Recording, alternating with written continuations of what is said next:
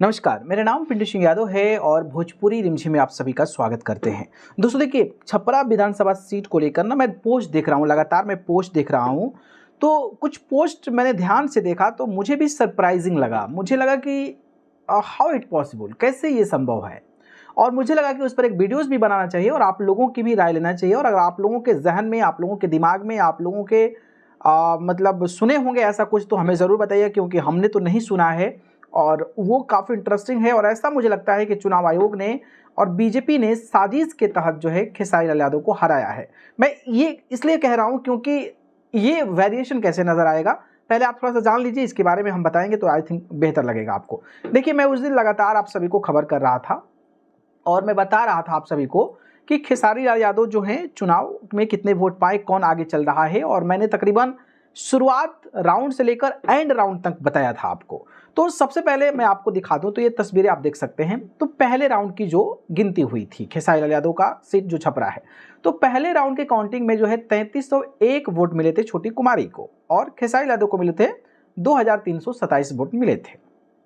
ठीक है, ये बात आपने समझ गया होगा। 974 वोट से पहले राउंड में जो है छोटी कुमारी आगे थी। अब आप देख सकते हैं कि स्टेटस एज ऑन राउंड तो 1/27 दिया है, यानी कि 27 राउंड की गिनती होनी है और पहले राउंड की गिनती हुई है। ये आपने देख लिया।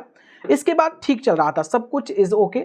फिर क्या हुआ कि दूसरा राउंड जब आया तो उसमें छोटी कुमारी को 5,840 वोट मिल गए और शत्रुघ्न यादव को 4,213 वोट मिल गए।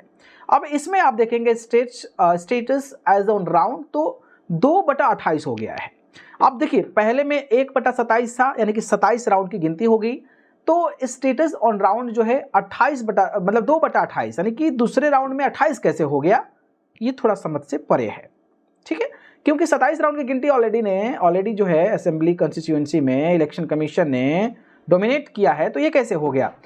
तीसरी चीज आप जाकर देखेंगे यहाँ पर, तो जब आप 30 राउंड फाइनल जो नतीजा आया था उसमें जो है छोटी कुमारी 7600 वोट से चुनाव जीत गई थी और उनको 86,845 वोट मिला था और शत्रुघ्न यादव को 89,245 वोट मिला था। अब यहाँ पर स्टेटस एज ऑन राउंड देखेंगे तो 30/30 नजर आ रहा है, यानी कि पहले राउंड का जब गिनती आया था उसमें 27 राउंड में होना था। दूसरे राउंड का जब आया तो फिर 28 एक्सटेंड हो गया और जो फाइनल नतीजा आया है उसमें 30 राउंड हो गया है।